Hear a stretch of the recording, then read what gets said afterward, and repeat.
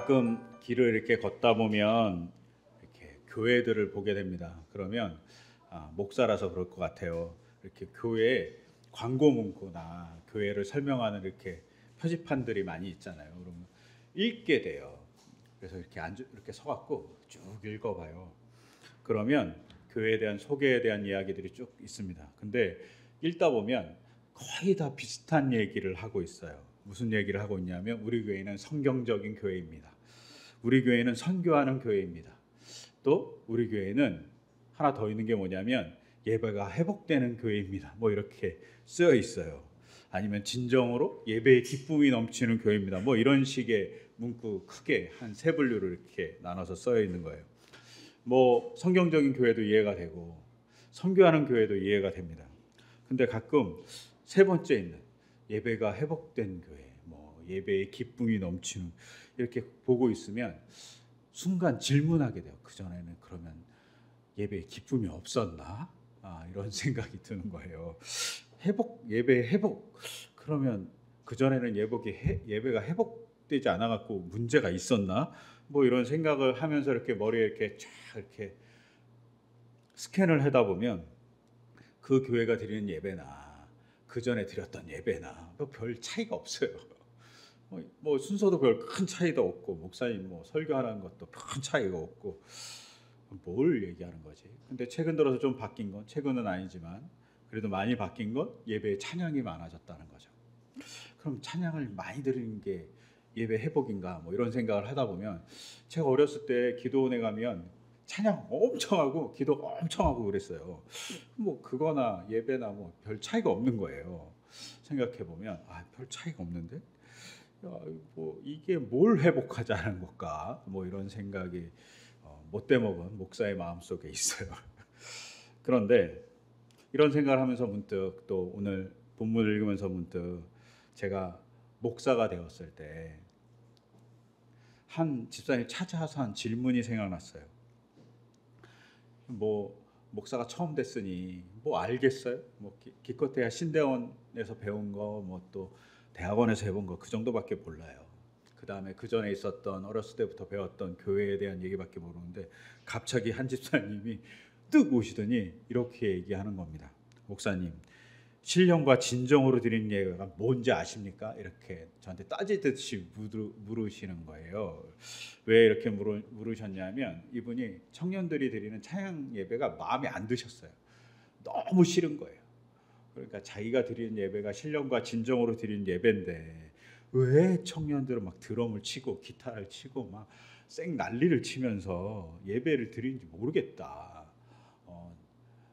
자기 아는 사람 중에 찬양 사역자도 있지만 자기 마음에 안 든다. 뭐 이런 얘기를 막 나한테 막 하시는 거예요. 그래갖고 순간 너무 당황했어요. 아니 목사한테 신령과 진정으로 드리는 예배가 뭐지 이렇게 물어볼 수가 있나? 이건 너무 또 심하신 거 아닌가? 뭐 이런 생각도 들고 뭐라고 대답을 해야 되지? 순간 이제 머릿속이 엄청 복잡해지는데 순간 제가 갑자기 궁금해지는 거예요. 뭐가 궁금해지냐면 신령과 진정이라는 말이 뭐지? 이런 생각이 들면서 엄청 궁금해지는 거예요. 그래갖고 그 집사님한테 되려 물어봤어요. 집사님, 근데 신령과 진정이 뭐예요? 이렇게 물어봤어요. 왜냐하면 신령과 진정으로 예배를 드리라고 그랬으니 신령과 진정이 뭔지를 알아야 되잖아요. 근데 이렇게 질문한 이유가 있었어요. 이렇게 질문한 이유가 뭐냐면 이 당시가 성경이 좀 바뀌고 있었을 때였어요. 지금 우리는 새번역 성경을 보지만 그 전에 많은 교회들이 개역 개정을 봤어요. 개역 성경을 개정한 성경을 봤죠. 근데 그 전에는 개역 성경이라는 걸 봤어요. 근데 개역 성경에는 이 예배를 드릴 때 신령과 진정으로 드리라고 요한복음 내용을 인용해서 말씀하고 있어요. 요한복음을 오늘 읽었던 요한복음 4장 24절에 영과 진리로 예배를 드려야 한다는 이 말씀을 개역이라는 성경은 뭐라고 번역하고 있었냐면 신령과 진정으로 예배를 드려라 라고 번역을 하고 있었어요. 근데 이제 개역 개정 성경으로 바뀌면서 이게 영과 진리로 바뀐 거예요. 근데 개역 개정 성경으로 번역이 좀 바뀐 시점쯤에 이 질문을 하신 거예요. 그래서 또 바뀐 걸 알고 있는 저로서는 궁금한 거예요. 이분이 어떻게 정의를 하고 있는지. 그래야지 말이 좀 이렇게 될 것 같은 거예요. 그래서 여쭤본 거예요. 집사님이 생각하는 신령과 진정은 뭡니까? 이렇게 얘기했어요. 대충 그분은 정통적인 장로교에서 드리는 예배, 그리고 진실하게 그리고 성실하게 드리는 예배가 신령과 진정으로 드리는 예배다, 뭐 이렇게 표현했던 것 같아요. 그런데 이 신령과 진정은 사실은 개역 개정이 번역한 영과 진리라는 번역이 더 합당한 번역이에요. 신령과 진정이라고 하면 뉘앙스가 조금 정성을 들여서 뭐 약간 영험하게 드리는 예배 같잖아요. 그런데 개역 개정 같이 번역해 놓으면 영과 진리로 예배를 드리는 거예요. 근데 진리로 예배 드린다는 말은 어느 정도 납득이 돼요. 하나님의 말씀으로 하나님이 가르쳐 준 대로 예배를 드려야 한다라고 볼 수 있을 것 같아요. 왜냐하면 이게 헬라어로 알레테이아예요. 알레테이아는 진리라는 뜻이에요.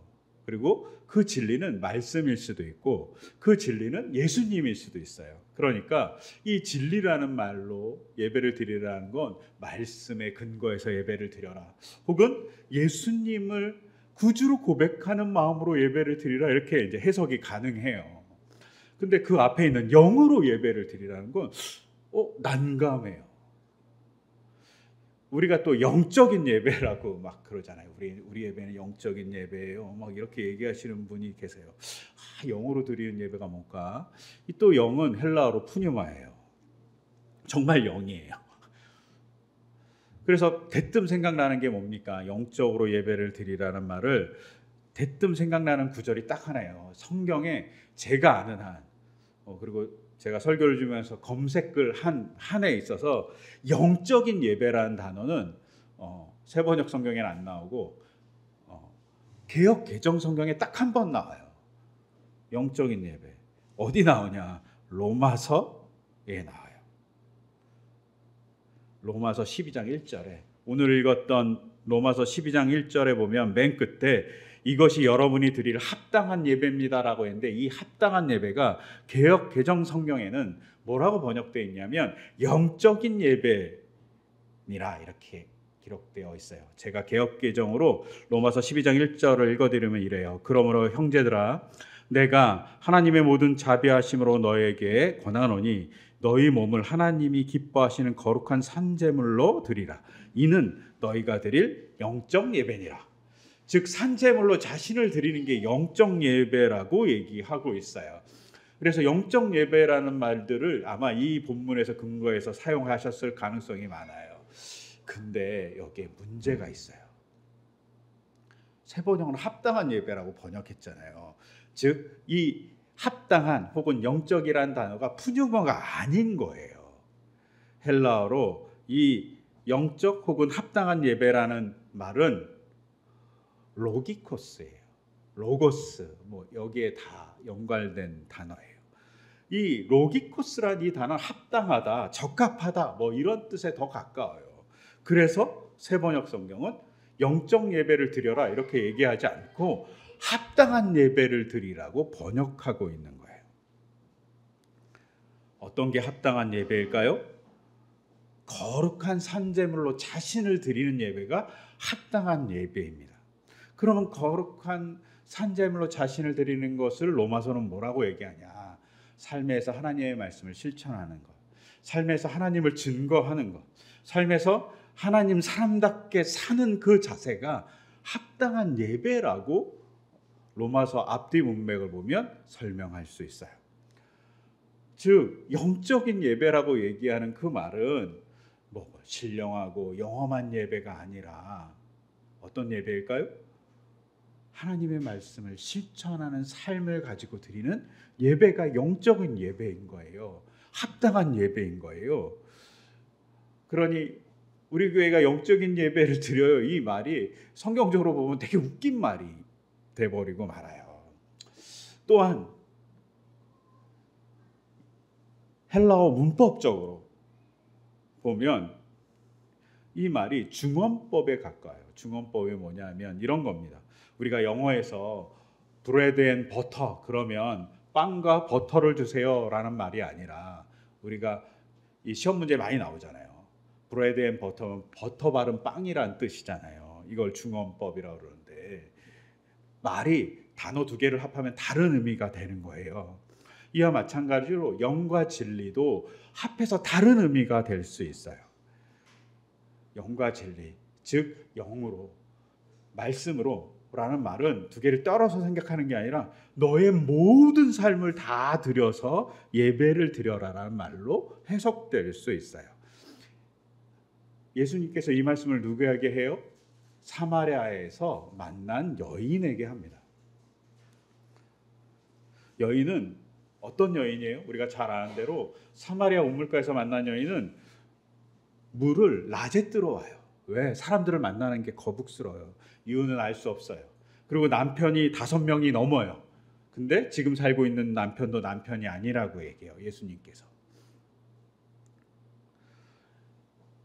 이 여자가 부정한 여자인지 아니면 반대로 어떤 사람들에게 계속 이용당해서 결혼했다가 파혼당하고 이혼당하는 그런 좀 이용당하는 여자인지 알 수 없어요. 하지만 삶이 불안하고 삶이 부끄러운 삶을 살고 있어요. 그런데 이 여자가 예수님을 만났어요. 그리고 예수님이 뭐라 그러냐면 예배는 영과 진리로 드리는 거야 라고 하니까 이 사람이 변해요. 어떻게? 자기의 과거를 떳떳하게 모든 사람들한테 얘기하고 그런 자기의 정말 안 좋은 과를 알면서도 예수님이 나를 만나주시고 나에게 복음을 전해주셨어요 라고 하면서 사마리아 온 동네를 돌아다니면서 복음을 전파해요. 삶이 변했어요. 즉 이 여자가 보여준 게 뭡니까? 영과 진리로 예배 드린 건 이 여자가 예수님을 만나고 변한 삶을 가지고 예배를 드린 거예요. 그게 영과 진리로 예배를 드렸다라고 얘기할 수 있어요. 저에게 질문한 집사님은 사실은 이런 배경을 전혀 몰랐던 것 같아요. 그리고 죄송하지만 이 본문을 헬라어로 보고 궁금해하는 저 같은 목사를 만난 게 잘못이었던 거예요. 제가 이 얘기를 다 설명드렸어요. 쉽게 얘기할 수 없다. 영과 진리를 뭐라고 얘기할 수 있는지 알 수 없다라고 설명드렸어요. 그거를 먼저 해결한 다음에 저한테 질문을 하셨어야 한다. 이분이 생각했던 건 그냥 장로교의 전통에 따라 박수도 안 치고 조용히 그리고 성가대의 아름다운 찬양을 들으면서 예배 드리는 게 자기가 생각하기에는 영험한 신령한 예배라고 생각했던 거예요. 오늘 읽었던 신명기 12장 8절에 자기의 소견대로 예배를 드린 그 모습일지도 몰라요. 근데 어떤 사람들은 이 집사님과 완전 반대되게 신령한 예배, 영적인 예배를 뭐라고 생각하냐면 찬양을 드리고 찬양을 통해서 감격을 받고 찬양을 통해서 눈물을 흘리고 회개를 하고 막 이런 예배를 영적인 예배라고 얘기하시는 분들도 계세요. 완전 반대잖아요. 뭐가 영적인 예배예요?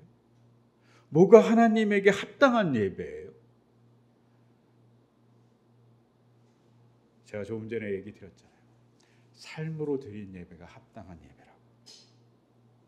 분명 우리가 여기서 질문을 던져야 됩니다. 어떤 질문을 던져야 영적인 예배가 뭔지, 아니 하나님께 합당한 예배가 뭔지. 저희가 신명기를 다루기 전에 민수기를 달았고 민수기를 다루기 전에 레위기를 달았어요. 레위기를 다루면서 첫 번째 제사에 대한 얘기를 잠깐 달았어요. 제사가 예배를 상징한다면 제사는 어떤 거라고 얘기 드렸냐면 나 자신을 드리는 과정이라고 얘기를 드렸습니다. 즉 예배는 뭐예요? 나를 제물로 드리는 과정이에요. 그것이 생략되고 찬양만 있고 그것이 생략되고 그냥 엄숙함만 있으면 그건 예배가 아니고 그냥 그거는 퍼포먼스에 지나지 않아요. 진짜 예배는 뭐냐면 내 자신을 드리는 거예요. 내 자신을 어떻게 드릴까요? 말씀에 비춰서 회개하는 거예요.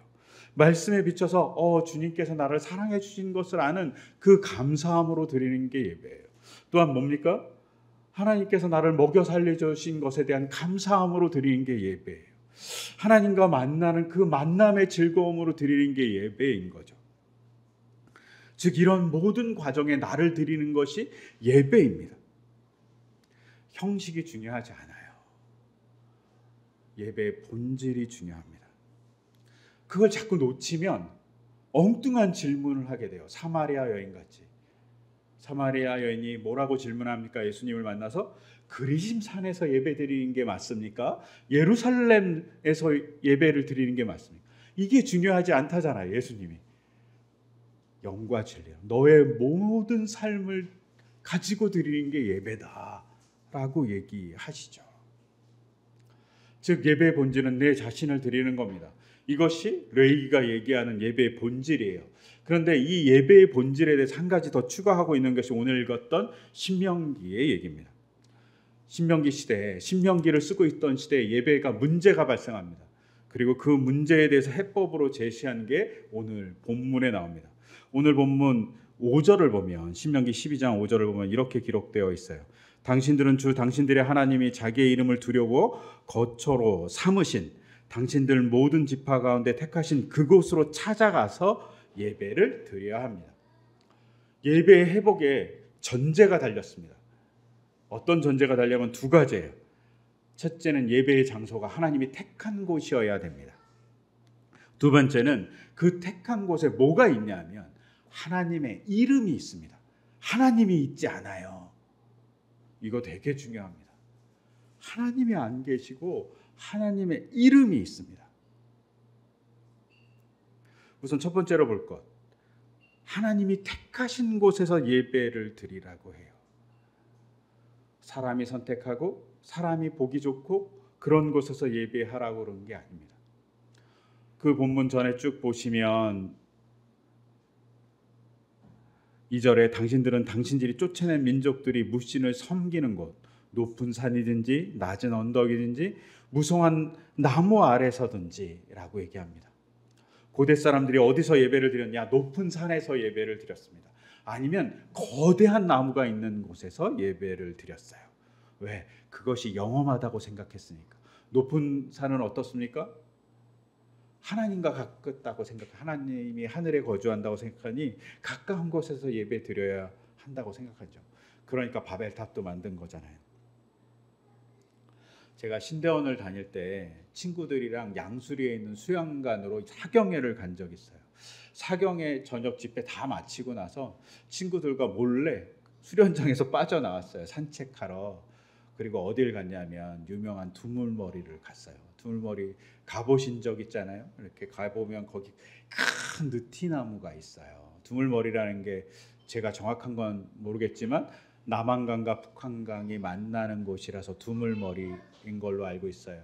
그리고 거기에는 강의 색깔이 다르잖아요. 두물이 만나갖고 보신 분들도 있을 것 같아요. 근데 그 만나는 자리에 정말 한 400년이 넘은 느티나무가 있습니다. 그 밤에 그 느티나무 아래에서 같이 친구들하고 얘기하고 싶어서 친구들하고 이렇게 몰래 빠져나가고 야밤에 한 12시도 넘은 시간에 친구들과 이렇게 차를 몰고 가서 그 근처 끝까지 못 들어가니까 주차를 하고 걸어가고 있었어요. 근데 점점 느티나무에 가까이 가면 갈수록 무슨 소리가 들리는 거예요. 점점 귀 기울이니까 징소리인 거예요. 야밤에 누가 징을 치고 있는 거예요. 근데 점점 갈수록 익숙한 소리가 들리기 시작했어요. 드라마나 영화에서 봤던 굿하는 장면 같은 굿소리가 계속 들리는 거예요. 그래갖고 친구들하고 또 그 당시에 이제 전 신학생이잖아요. 신학생인데 무서워. 걸어가는데 계속 징소리 들리니까 야 가지 말까? 근데 궁금하지 않냐? 막 그러면서 저희끼리 끝까지 가봐서 그랬더니 무속인이 거기서 굿을 하고 있는 거예요. 큰 니티나무를 섬기듯이 막 굿을 하는 거예요. 저희가 가니까 기분 되게 나빠하시고. 근데 그 모습을 보면서 느티나무를 섬기는 것 같은 느낌이 드는 거예요. 우리나라도 이렇게 거대한 나무, 수령이 긴 나무들을 신과 같이 섬기잖아요. 근데 이스라엘도 가나안 땅도 그랬습니다. 푸른 나무, 특히 상록수를 신과 같이 섬겼습니다. 그곳에 신이 임한다고 생각한 거죠. 또한 높은 산에 산당이 많이 있었습니다. 우리도 가끔 등산 가시잖아요. 등산 가시면 진짜 산에 산당이 있는 데 있어요. 태백산에 가고 만이산, 계룡산 같은 데 가면 진짜 우리나라도 아직도 산당이 있어요.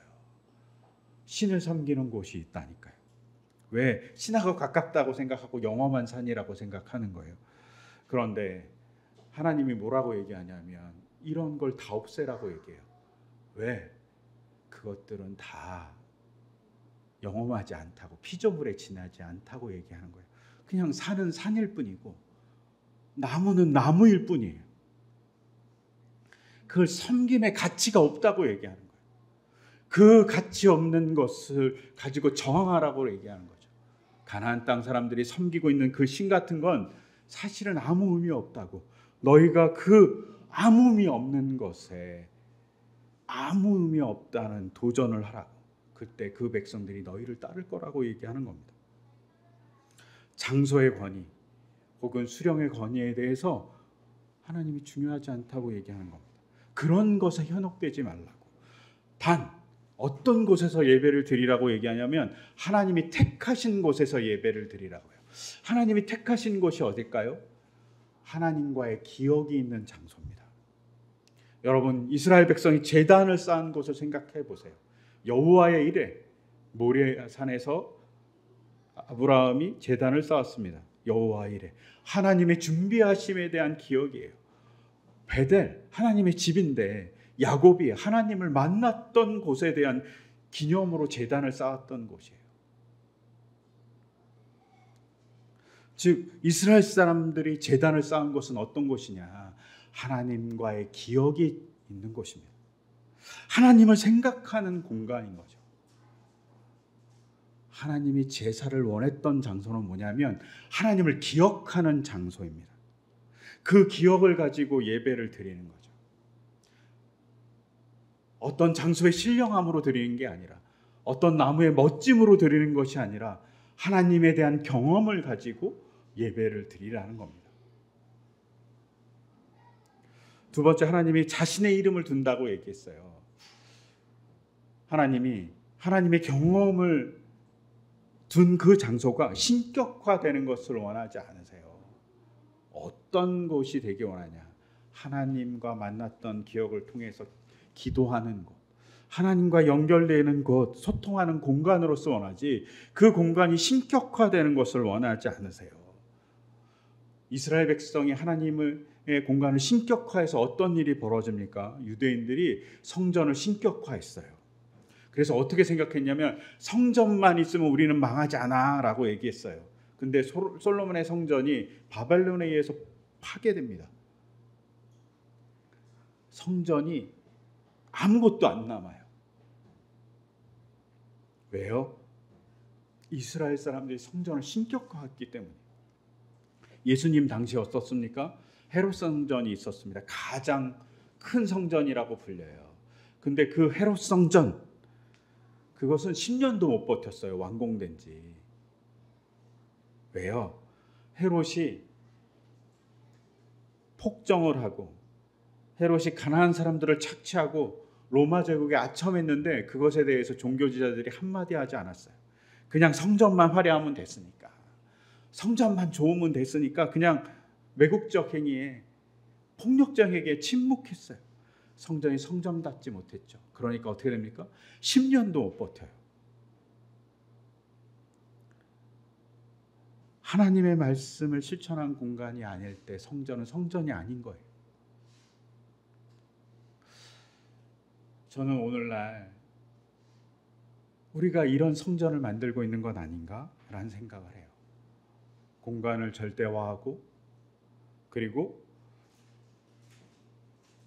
하나님의 이름이 거한다는 것이 아니라 하나님이 거하는 거룩한 공간이라고 얘기하면서 하나님의 말씀을 실천한 교회로서의 자리를 갖지 않고 공간만 거룩하다고 얘기해요.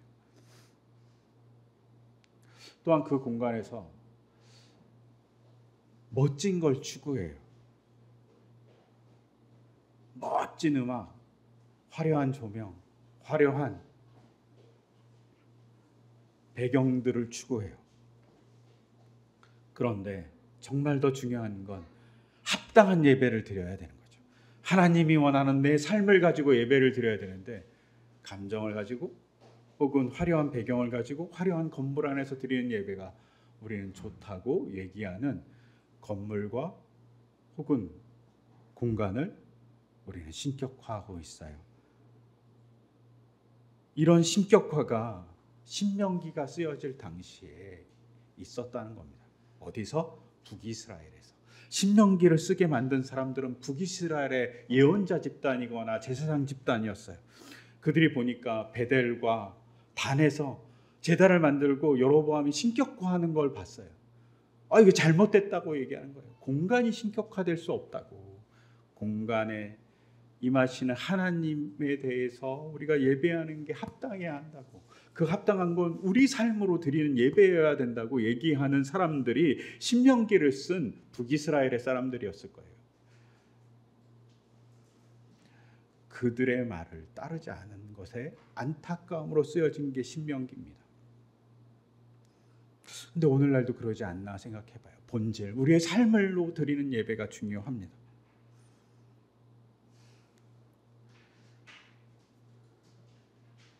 하나님이 택하신 곳에서의 예배는 하나님에 대한 기억을 가지고 예배를 드리는 거라고 얘기했습니다. 쑥스럽지만 저희 교회 얘기를 잠깐 드리면 이래요. 다 아시지만 저희 교회가 예배를 시작할 때 정말 공간이 있지 않았어요. 사실 예배를 드리려고 하고 교회를 시작하려고 할 때 저희 집 주변을 이렇게 돌아다녔어요. 제가. 그러면서 돈이 하나도 없으니까 어디를 빌려야겠다 생각하고 저희 집 근처에 있는 낡은 공장 같은 데가 없을까? 아니면 낡은 건물이 없을까? 조금 싸게 빌릴 수 없을까? 하고 돌아다녔어요. 그러다가 우연찮게 인터넷에서 수녀원에서 공간을 이렇게 예배드리는 공간으로 사용하고 있는 걸 본 거예요. 남자들도 가고 그래갖고 수녀원에 찾아갔어요. 그래갖고 빌릴 수 있나 했더니 수녀 원장이 되게 화를 내시는 거예요. 여기 여자들밖에 없는데 남자가 왜? 인터넷은 분명히 남자가 있었는데 제가 이렇게 끄적거리면서 얘기하니까 그분들은 다 신부셨던 거죠. 그러니까 일반인은 올 수 없는 거예요. 그 정도로 공간을 찾아다녔어요. 근데 그렇게 혼나고 나서 돌아오는 길에 미얀마 선교사가 전화를 했어요. 자기가 아는 권사님이 산후조리원을 하는데 산후조리원 안에 카페가 있고 그 카페에서 예배드릴 교회를 찾고 있다고. 무상으로 임대해 주겠다고. 그리고 정말 여기 같이 처음에 예배드렸던 분들이 다 계시는데 그날 저희는 무상으로 임대한 교회를 시작했어요. 그 공간에 시작된 곳 속에 하나님의 역사가 있다고 저는 개인적으로 생각해요. 그리고 하나님에 대한 기억이 존재합니다. 사실 저희 아내와 제가 신년을 지킨다는 시기 어린 마음으로 1년 동안 노동을 좀 중지하고 하나님과의 깊은 관계를 갖고 싶었어요. 그러니까 더욱더 재정이 없어. 단돈 10,000원이 없던 것 같아요. 교회를 시작할 때. 근데 시작하게 해주시더라고요. 놀라웠어요. 근데 너무 안타까운 건 1년도 못해서 쫓겨났어요. 쫓겨난 이유는 옆에 큰 교회가 재건축을 하는 거예요. 그러니까 옆에 큰 교회가 재건축을 하면서 또 이 카페 건물을 좀 빌려갖고 예배를 드려야 되겠다 해갖고 둘이 이렇게 얘기하다 보니까 우리 하자 얘기해갖고 그러면 나머지 이렇게 여기서 세든 교회는 이렇게 내보내자 이렇게 얘기가 된 거예요. 갑자기 나오게 된 거예요. 갑자기 나오게 됐을 때 또 지금 우리의 공간을 이렇게 소개받았어요. 소개받아서 공간으로 왔는데 공간이 겨자씨 마을 교회 목사님이 원래 본인도 카페에 전전하다가 이 공간을 마련했기 때문에 저희한테 사물함도 주시고 또 주방도 이용하게 해주셨어요. 그런 관계를 보면서 너무 또 하나님이 일하시는구나 급하게 구했는데 더불어서 또 이 공간을 마련하기 위해서 되게 이 교회도 힘들었는데 그쯤에 저희 윤 목사가 교회를 같이 하는 윤 목사가 여전도에서 일하게 됐어요. 그래도 교회 장소 사용비를 조금이라도 낼 수 있는 거예요. 지금은 그거보다 더 많이 내지만 2배 가까이 내지만 그 당시엔 정말 아무것도 없었던 것 같아요. 근데 내게 된 거예요.